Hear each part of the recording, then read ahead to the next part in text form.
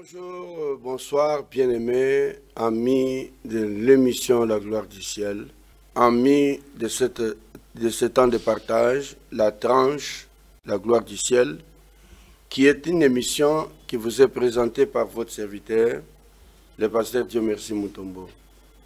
Nous sommes là continuellement avec vous, chaque semaine, à travers cette tranche sur Royal Télévision. Vous nous suivez également sur notre page YouTube où nous partageons la parole du Seigneur, Royal Refuge Royal Officiel Télévision. Nous sommes également sur notre page Facebook, Refuge Royal. Nous vous invitons à partager à plusieurs pour leur permettre de nous suivre et recevoir ce que le Seigneur a prévu à travers notre modeste personne. L'émission vous est présentée par votre serviteur, pasteur Dieu Merci Mutombo. Nous sommes pasteurs responsables de l'Assemblée chrétienne Famille Royale qui est située sur l'avenue Kabinda numéro 71 dans la commune de Kinshasa. Nous avons besoin de votre soutien et de votre accompagnement. Si vous avez besoin de notre numéro, il est sur le petit écran. L'adresse et les programmes de nos cultes, vous pouvez les suivre aussi dans nos programmes. Dans le nom du Seigneur Jésus-Christ, nous vous bénissons tous et nous vous demandons de soutenir cette émission pour qu'il continue toujours à être diffusé. Il y a plusieurs sortes et plusieurs manières de nous soutenir. Par vos prières. Vos prières pour que le Seigneur nous garde dans la foi et nous garde dans la bonne voie. Ça, c'est très important. Il y a beaucoup de personnes qui ont commencé bien avec le Seigneur, comme l'apôtre Paul le dit aux Galates. Il dit qu'il vous a ensorcelé. Vous avez bien commencé, vous allez finir mal. Nous ne voulons pas mal finir. Nous voulons que jusqu'à la fin du temps de notre vie, que le Seigneur nous accorde sa faveur et sa grâce pour que nous puissions vraiment bénéficier de ses bienfaits. Et pour cela, nous avons besoin de vos prières. L'apôtre Paul demandait aussi qu'on prie pour lui. Priez pour nous. Priez pour nous en nous soutenant. Vous, les enfants de Dieu, intercesseurs de partout, qui suivez cette émission, soutenez-la dans vos prières afin qu'il continue à produire des effets, des changements sur plusieurs familles. Mais aussi que le Seigneur nous garde humbles à ses pieds et que nous continuions la vie qu'il a placé en nous, et ce sera sa gloire. Deuxième manière de soutenir cette émission, c'est de bien vouloir vous abonner massivement sur la page YouTube Refuge Royal Officiel TV. C'est une page à travers laquelle nous partageons cette émission. Nous ne sommes pas en mesure d'atteindre tout le monde, mais vous pouvez nous aider pour l'intérêt du royaume à propager cette tranche pour que tous le suivent. Et le Seigneur vous bénira. Dieu vous bénisse. Une autre manière de soutenir, c'est de sponsoriser cette émission sur d'autres chaînes de télévision ou de nous donner des moyens matériels et financiers qui peuvent nous aider à continuer à diffuser convenablement notre émission. On a besoin de support, caméras et tout ce qu'il y a comme matériel technique, les ordinateurs, computers, et toutes ces choses-là peuvent nous aider. Vous avez besoin de nous donner, même un matériel que vous avez déjà utilisé, que vous pensez qu'il n'est plus utile pour vous, il peut être utile pour le royaume. Un ordinateur qui a une capacité de travailler les émissions, de les répandre sur les réseaux, il sera bienvenu. Vous pouvez nous donner votre appui financier. Vous avez besoin de tout cela. Vous voulez dire, nous avons besoin de tout cela pour nous aider à bien évoluer dans le travail que nous faisons. Vous êtes les bienvenus avec votre soutien. Vous pouvez nous contacter par nos numéros pour obtenir le numéro de compte bancaire par lequel vous pouvez soutenir l'émission. Également avoir nos numéros M-Pesa, numéro Airtel Money, où vous pouvez nous soutenir dans l'œuvre du Seigneur. Que le Seigneur vous bénisse. Nous allons continuer notre tranche où nous parlons depuis le jugement. Une question nous a été posée de clarifier les choses que nous avions abordées. Parce qu'il y a un bien-aimé qui nous a bien suivis, mais qui a une confusion à faire la différence entre le jugement du tribunal de Christ, le jugement des nations et le jugement du grand trône blanc. Oui, tout à fait normal. Il faut que j'y revienne. J'ai dit que nous parlons de jugement. Jugement, c'est quoi? C'est des moments qui arrivent après la fin des temps. C'est-à-dire quoi? Nous avons chacun vécu d'une manière ou d'une autre. Nous avons pratiqué des choses. Et il arrivera un moment où le Seigneur examinera le comportement, les actes de chacun pour rendre à chacun selon ses œuvres. Et nous avons dit qu'il y a une série de jugements que nous connaîtrons. Dans cette série de jugements, nous avons premièrement ce que nous avions appelé le jugement des péchés des croyants. Et là, c'est simple. Nous voulions ici interpeller les chrétiens qui continuent à être culpabilisés pour des choses qu'ils auraient faites dans le passé avant de connaître Christ. Il est possible que vous ayez commis beaucoup de mal. Vous avez avorté, vous avez tué les gens, vous avez massacré les gens, vous avez fait toutes ces choses-là avant de connaître Christ. Vous étiez brigand, bandit de renom, un criminel, toutes ces choses que vous connaissez là, vous les avez pratiquées. Mais un jour, vous avez donné votre vie à Christ. Il dit, venez vers moi, à moi, vous tous qui êtes fatigués, chargés, je vous donne du repos. Vous vous êtes donc convertis, vous avez donné votre vie au Seigneur, et désormais, vous devez marcher avec Dieu. Qu'en est-il de tout ce que vous avez fait comme acte avant de connaître Christ? C'est de ça que j'ai parlé, jugement des péchés du croyant. Vous êtes devenu croyant parce qu'on dit Christ.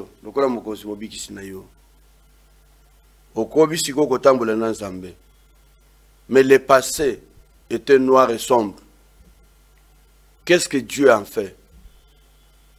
2 Corinthiens 5, 17 nous dit, si quelqu'un est en Christ, il est devenu une nouvelle créature. Les choses anciennes sont passées, tout est devenu nouveau. Étant devenu une nouvelle créature, vivant désormais avec Dieu, on a eu une vie nouvelle. Et cette vie nouvelle est sanctifiée. Tous les péchés que nous avions connus ont été portés par Christ et sont jugés à la croix. Parce que la Bible dit que le salaire du péché, c'est la mort. Et cette sentence a été déclarée sur Christ lorsqu'il mourait à la croix. Et en mourant à la croix, tous vos péchés-là sont jugés sur Jésus. Et vous, vous êtes exempt du jugement à cause de vos péchés-là. Et la valeur, l'échelle des valeurs pour le jugement, c'est avoir accepté ou refusé Jésus. Ça veut dire celui qui accepte Christ, qui le reçoit comme Seigneur Jésus-Christ, ne sera pas jugé. C'est ce que Jean nous dit. Ceux qui ont péché sont privés de la gloire de Dieu. Mais ceux qui donnent leur vie au Seigneur, ils ne viendront pas en jugement. Ils passent de la mort à la vie. Pourquoi? Parce que de la mort qui était la leur, cette mort est tombée sur Jésus, Et par Jésus, il passe à la vie. Et c'est comme ça que le jugement des péchés se fera. Là, c'est clair, il n'y a pas de problème. Et je dis que par la suite, il y a d'autres jugements que j'ai énumérés. Jugement des œuvres de croyants. Jugement des œuvres de croyants. Qu'on appelle aussi jugement devant le tribunal de Christ. Il y a aussi le jugement des nations et il y a aussi le jugement des inconvertis ou des individus, jugement devant le grand trône blanc. Qu'est-ce que le jugement des œuvres, le jugement devant le tribunal de Christ? Le jugement devant le tribunal de Christ, c'est un moment de récompense.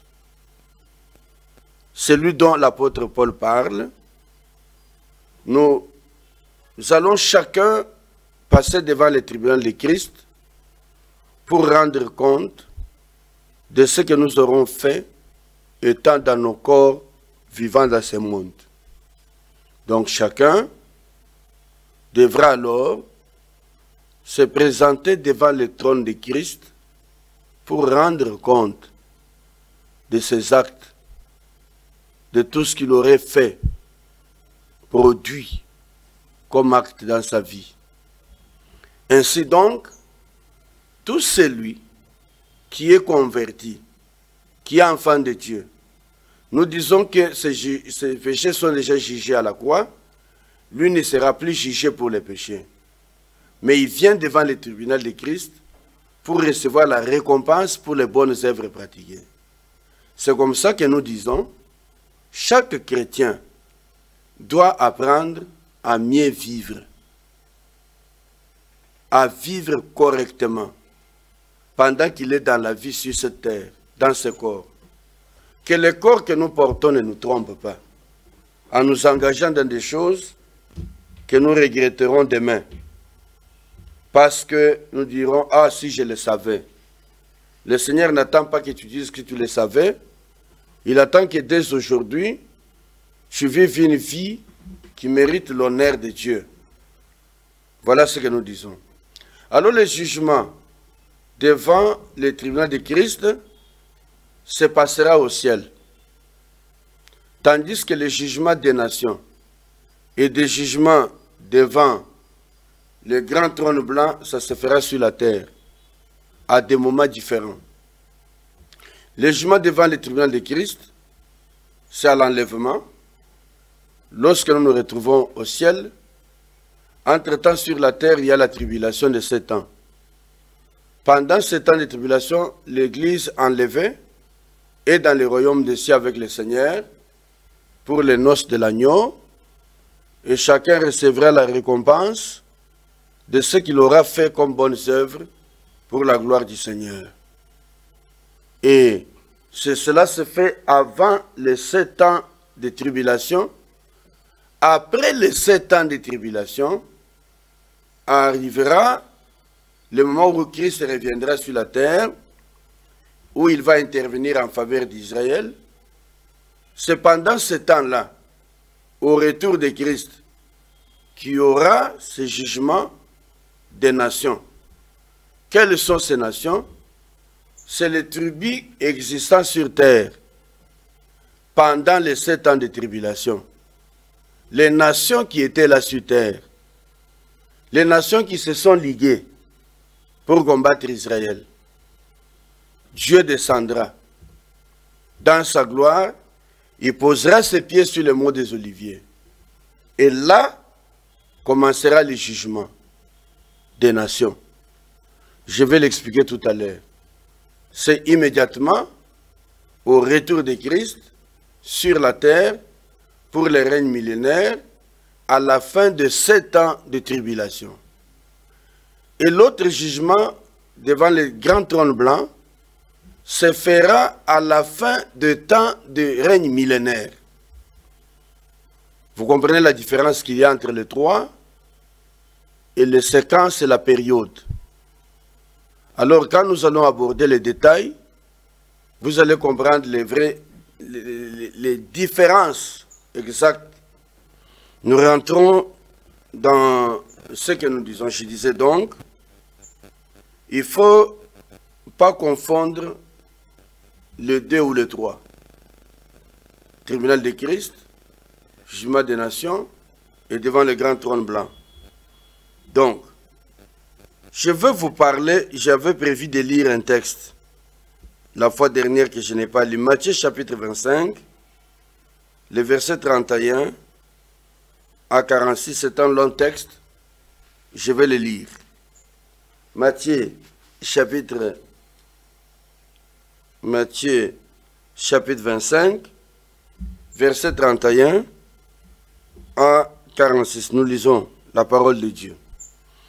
Or, quand le Fils de l'homme viendra dans sa gloire, avec tous les saints anges, alors il s'assiera sur le trône de sa gloire. Et toutes les nations seront assemblées devant lui. Suivez bien, toutes les nations seront assemblées devant lui. Et il séparera les uns d'avec les autres, comme un berger sépare les brebis d'avec les boucs. Notez bien, il séparera les uns avec les autres, comme un brebis sépare les brebis, comme un berger sépare les brebis avec les boucs. Verset 33. Et il mettra les brebis à sa droite, les brebis à sa droite, et les boucs à sa gauche. Alors le roi dira à ceux qui seront à sa droite, c'est-à-dire les brebis, venez, vous qui êtes bénis de mon Père, possédez en héritage le royaume qui vous a été préparé de la fondation du monde. Car j'ai eu faim, et vous m'avez donné à manger. J'ai eu soif, et vous m'avez donné à boire. J'étais étranger, et vous m'avez accueilli. J'étais nu, et vous m'avez vêtu. J'étais malade, et vous m'avez visité. J'étais en prison, et vous êtes venus me voir. Alors les justes lui répondront, Seigneur, quand nous t'avons vu avoir faim et que nous t'avons donné à manger, ou avoir soif et que nous t'avons donné à boire, et quand est-ce que nous t'avons vu étranger et que nous t'avons recueilli, ou nu et que nous t'avons vêtu? Ou quand est-ce que nous t'avons vu malade ou en prison et que nous sommes venus te voir? Et le roi répondra, répondra, leur dira, je vous dis en vérité, en tant que vous avez fait ces choses à l'un de ces petits de mes frères. Notez, l'un de ces petits de mes frères. Mes frères. À l'un des petits de mes frères, vous me les avez faites à moi-même. Ensuite, il dira à ceux qui seront à sa gauche, c'est-à-dire les boucs. Nous avons dit que les brebis sont à droite, les boucs à gauche. Retirez-vous de moi, maudits, et allez au feu éternel, préparé au diable et à ses anges. Vous comprenez? Le feu éternel n'est pas préparé pour les hommes. Le feu éternel est préparé pour le diable et ses anges déchus. Et à ses anges. Verset 42. Car j'ai eu faim, et vous ne m'avez pas donné à manger. J'ai eu soif, et vous ne m'avez pas donné à boire. J'étais étranger, et vous ne m'avez pas recueilli. J'étais nu, et vous ne m'avez pas vêtu. J'étais malade, et en prison, et vous ne m'avez pas visité. Ils répondront, Seigneur, quand est-ce que nous t'avons vu avoir faim, ou soif ou étranger, ou nu ou malade, en prison, et que nous ne t'avons point assisté. Et il répondra, je vous dis en vérité, qu'en tant que vous n'avez pas fait ces choses à l'un de ces plus petits, vous ne me les avez pas fait à moi-même. Et ils iront aux peines éternelles, mais les justes iront à la vie éternelle. Ça, c'est merveilleux, la parole de Dieu, elle est profonde. Et je vais commencer à décortiquer. Parce que nous savons un temps de partage, je parle du jugement des nations. Ce texte nous relate trois catégories de personnes. Il dit que quand le Seigneur viendra dans sa gloire, il s'assiera sur son trône. Et là, il commencera par faire une séparation. C'est le moment du jugement qui commence. Dans la séparation, que fait-il? Il parle de brebis, il parle de boucs, il parle de mes frères. Retenez bien, ce jour-là, il y aura une différence entre les brebis qui sont à droite, les boucs qui seront à sa gauche, mais également ses frères, les frères de Jésus. Il parle de mes frères. Ici, il n'est pas question de frères en Christ, que nous appelons nos frères. Il s'agit des frères de Jésus, l'un de mes frères.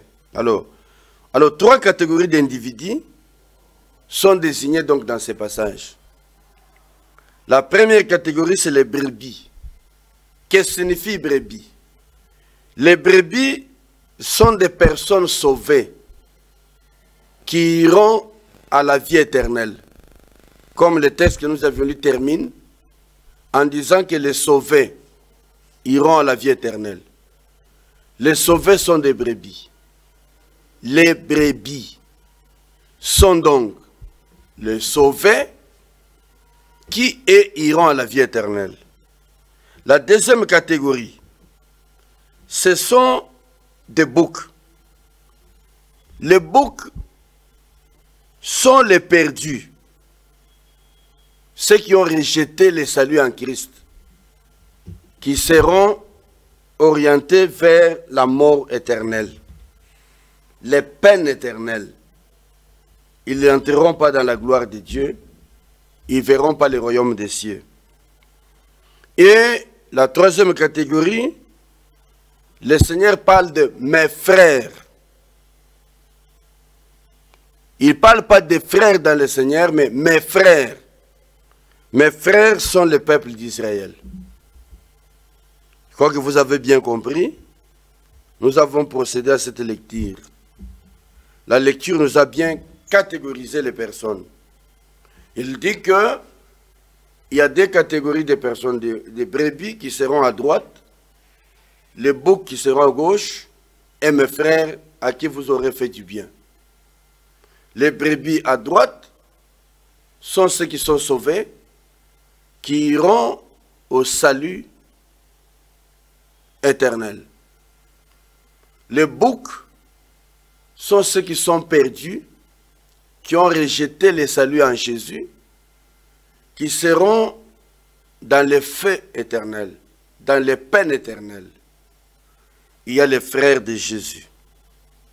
Alors l'action du jugement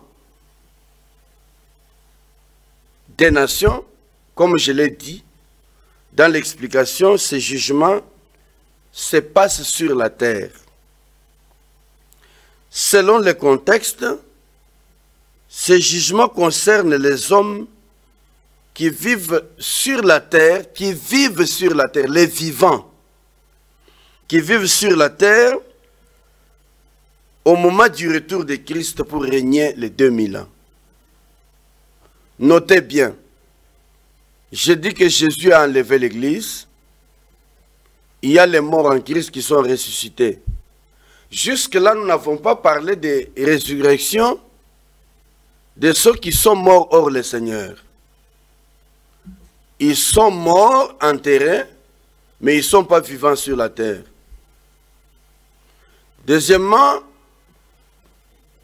nous n'avons pas parlé des personnes qui rateront l'enlèvement, mais qui, durant le moment, ils connaîtront la mort. Mais il y a des personnes qui seront vivantes à la fin de la tribulation. Parmi ces personnes qui seront vivantes dans la tribulation, il y a peut-être les nations qui vivent, mais qui ne vont pas participer au règne millénaire de Christ.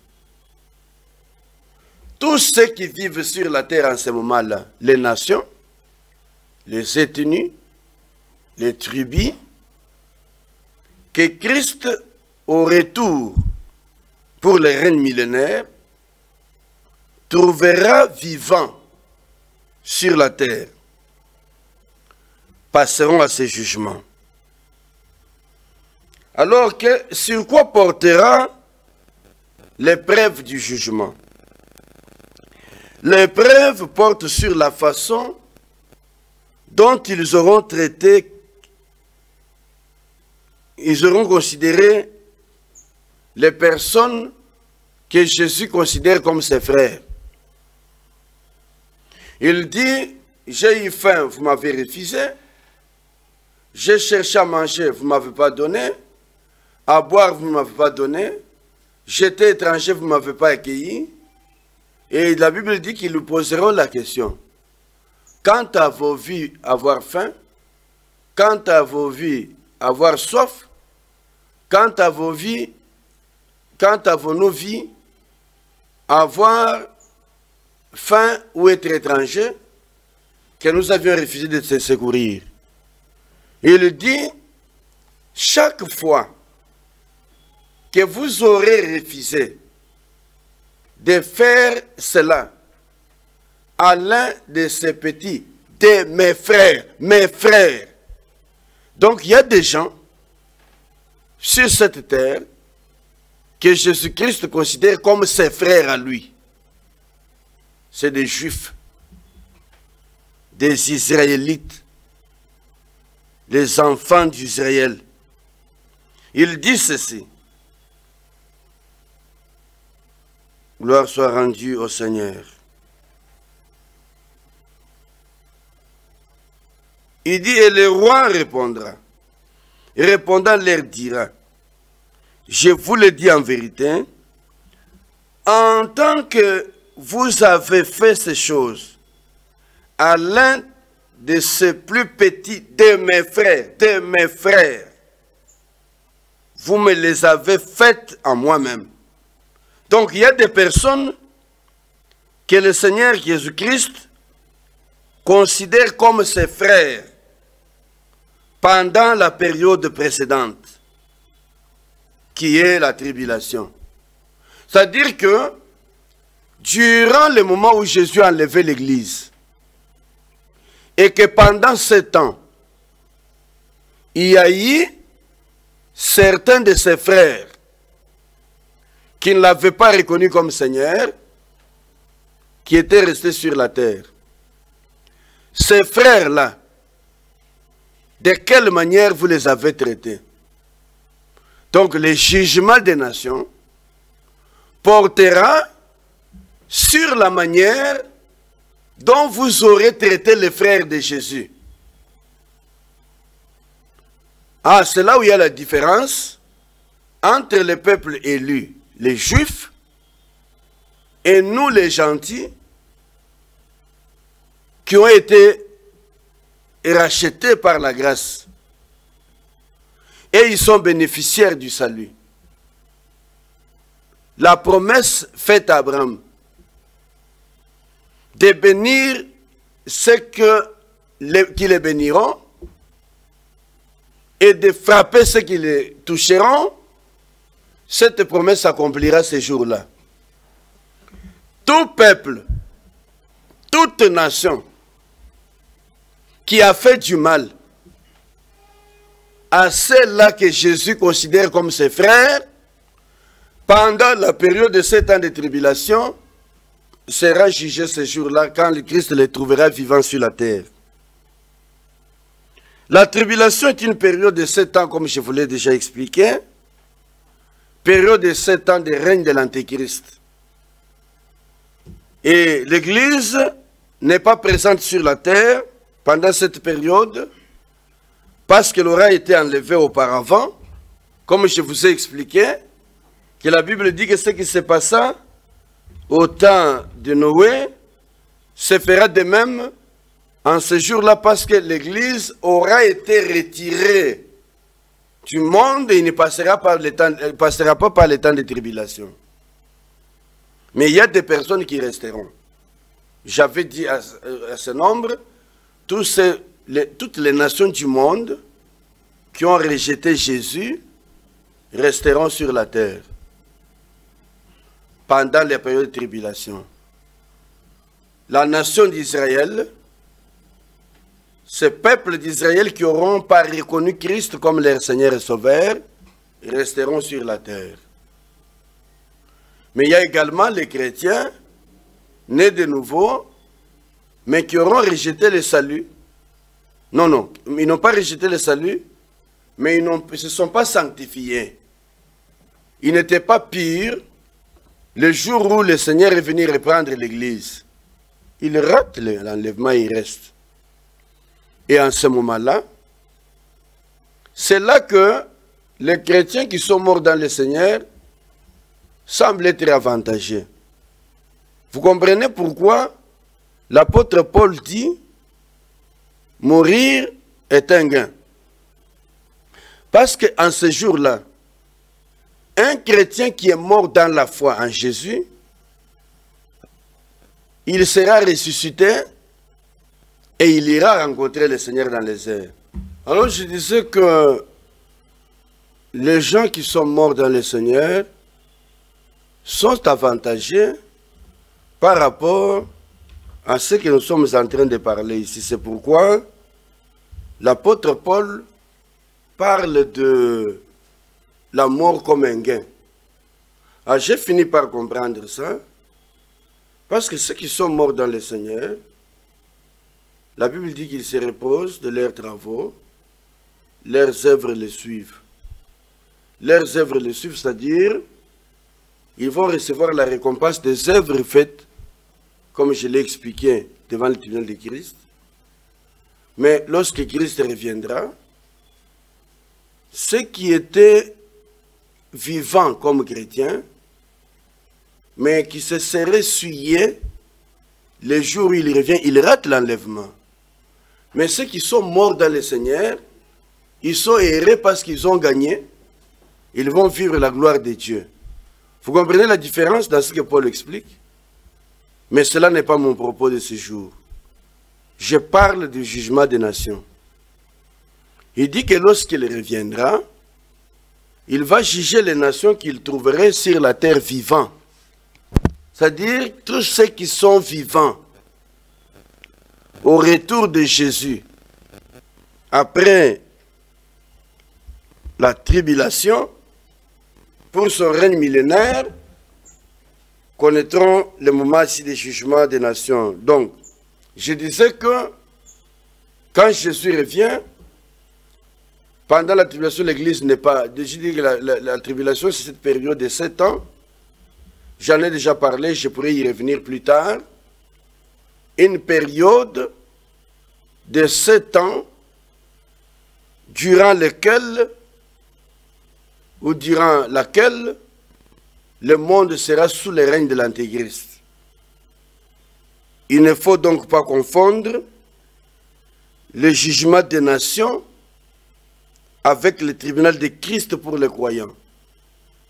Les nations, comme je l'ai dit, je le répète, c'est quand Christ revient, après le temps de tribulation de 7 ans, il vient pour juger les nations qui sont vivantes sur la terre et règnent pendant 1000 ans. Le tribunal de Christ aura lieu au ciel juste après l'enlèvement de l'Église, comme nous l'avons mentionné avant. Ça, c'est clair. Durant cette période de tribulation de 7 ans, j'ai dit qu'Israël, qui était resté sur la terre, aura été persécuté par les ennemis de Dieu. Alors, la promesse faite à Abraham en ce temps-là sera réalisée.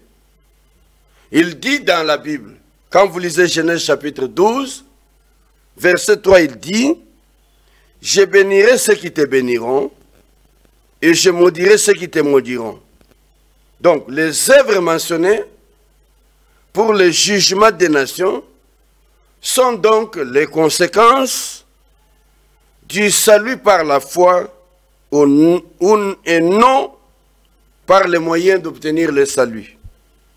Dans cette période, seuls ceux qui appartiennent à Christ, amis de l'époux, oseront défendre, protéger, secourir la vie de ces Israël. Je me répète, pendant la période de tribulation, il y a d'abord cette période qui est subdivisée en deux. 3 ans et demi, période pendant laquelle l'Antéchrist fera semblant d'être en accord avec Israël. Il signera un accord de paix avec Israël, soi-disant pour le soutenir, pour soutenir Israël. Je vous l'ai déjà expliqué, au bout d'une certaine période, c'est-à-dire la première moitié de 3 ans et demi, Israël n'est pas persécuté, parce que la Bible parle de ceux qui seront marqués d'un sceau, les 144 000, qui sont représentatifs de 12 000 par tribu d'Israël. Ils seront marqués d'un sceau. Ils ne seront pas persécutés. Mais ceux qui seront persécutés de cette première partie, c'est des chrétiens qui ont raté l'enlèvement, à qui on imposera d'adorer l'image de la bête. Et ceux qui accepteront de se prosterner, ils vont perdre le salut. Mais les chrétiens nés de Dieu résisteront. Ils accepteront d'être décapités. Ils mourront par l'épée de l'Antéchrist. Parce qu'ils auront refusé de se prosterner devant l'image de la bête, d'adorer la bête, ou de faire ce que la bête voulait. L'image de la bête, c'est-à-dire l'Antéchrist, qui va vouloir s'élever jusqu'à s'installer dans la maison de Dieu, dans les lieux saints où on adore Dieu. Et Dieu s'opposera. Israël s'opposera. Et lorsqu'Israël s'opposera, le monde, les nations se ligueront sous la direction de l'Antéchrist contre Israël. Ce sont ces nations-là qui auront posé des actes contre Israël. Israël que Jésus appelle l'un des plus petits de mes frères. Donc, les Israélites que vous voyez sont les frères des sang de Jésus. Et le monde sera jugé pour le mal qu'on aura fait à Israël. Mais, seule l'Église, les chrétiens vrais, vont défendre Israël. Déjà, vous voyez ce qui se passe aujourd'hui. Les gens se liguent. N'entrez pas dans les bagarres contre Israël. Mais les choses dont je parle ici, c'est les choses qui se passeront pendant que les saints seront déjà enlevés, ils seront au ciel avec le Seigneur.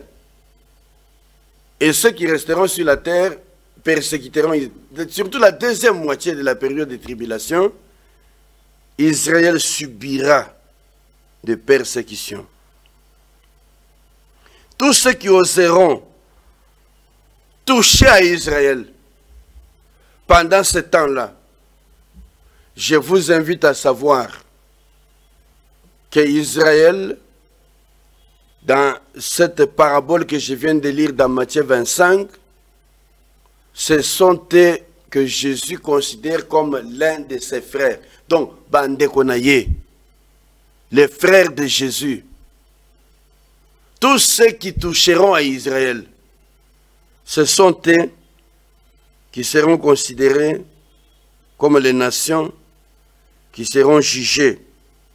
Donc, dans la période de tribulation, Dieu préservera un faible reste d'Israël pour l'entrée dans le millénium, avec les sauvés où il y a période douane. C'est une période sombre. Je veux dire quoi? Il y a Israël qui va subir la persécution, mais ils ne seront pas exterminés pendant cette période, parce que Dieu fera tout pour mettre Israël au bout du mur, et Israël reconnaîtra le Seigneur Jésus-Christ comme leur Seigneur et Sauveur. Ils appelleront Dieu au secours, et ils seront sauvés de cette guerre. C'est là où on parle de deux témoins, on parle de guerre de Armageddon, le moment dur de la fin du temps de persécution ou bien de tribulation, où le Seigneur interviendra en faveur d'Israël. Alors, le peuple d'Israël de ce temps-là, qui seront préservés, qui seront vivants, que Christ trouvera vivants, et les chrétiens qui seront sauvés de cette période de persécution. Comment sauver? Comment ces chrétiens seront sauvés? C'est-à-dire, ceux qui seront restés dans la tribulation parce qu'ils ont raté l'enlèvement, qui auront accepté, non, c'est-à-dire qui auront refusé d'adorer l'image de la bête, d'accepter ce que la bête leur impose, ils seront préservés. Ils seront tués par l'épée, décapités par l'Antéchrist et ses agents. Alors à ce moment-là, et ils rejoindront les autres saints que Christ ramènera pour le règne millénaire, et ils régneront avec Christ pendant 1000 ans. Donc ceux qui sont sauvés persévéreront jusqu'au bout. Ça veut dire quoi? Les chrétiens qui sont sauvés aujourd'hui, mais qui ont été trouvés sales ce jour-là, qui ont raté l'enlèvement, persévéreront dans la foi. Ils ne renieront pas la foi. C'est comme ça qu'on parle de gens qui disent qu'ils ne perdront pas le salut. On ne perd pas le salut. C'est dans ce sens-là. Vous ne perdrez pas le salut que vous avez reçu du Seigneur. Vous avez raté l'enlèvement, mais vous avez le salut. Vous êtes marqué d'un sceau d'enfant de Dieu. Vous serez persécuté pendant cette période, mais vous persévérerez dans la foi. Vous ne perdrez pas le salut, mais ça sera difficile. Il est mieux de marcher avec le Seigneur correctement que de rester pendant le temps. Vous voyez, moi, par exemple, je suis prédicateur de l'Évangile. Je vous parle de ces choses. Mais si le jour où Christ reviendra, admettons que je me trouve dans un hôtel avec une femme prostituée, Dieu ne m'enlèvera pas parce que j'ai prêché l'Évangile. Je vais rater l'enlèvement. Mais je suis sauvé. Pendant que je vais rester là, je serai conscient que je suis resté à cause de telles choses. Je vais persévérer dans la foi.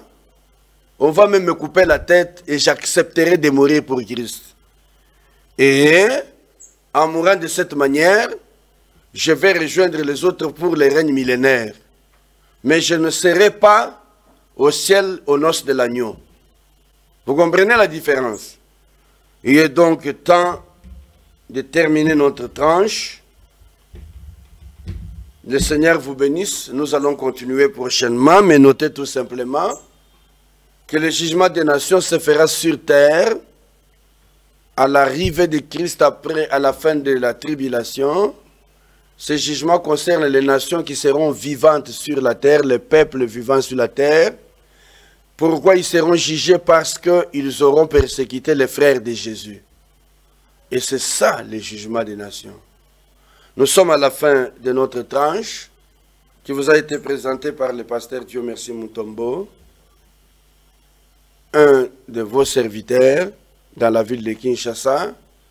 Je suis pasteur de l'Assemblée chrétienne Famille Royale qui est située sur l'avenue Kabinda dans la commune de Kinshasa. Soyez les bienvenus à nos réunions, nos partages et nos enseignements. Que le Seigneur vous bénisse. N'oubliez pas de nous soutenir par vos prières, par vos dons pour accompagner cette émission, mais aussi en partageant, en vous abonnant abondamment sur notre page YouTube Refuge Royal Officiel TV. Que Dieu vous bénisse et à la prochaine. Merci pour la grâce, Père, que tu nous as faite et l'amour que tu nous as accordé. Nous avons été ici pour partager ta parole.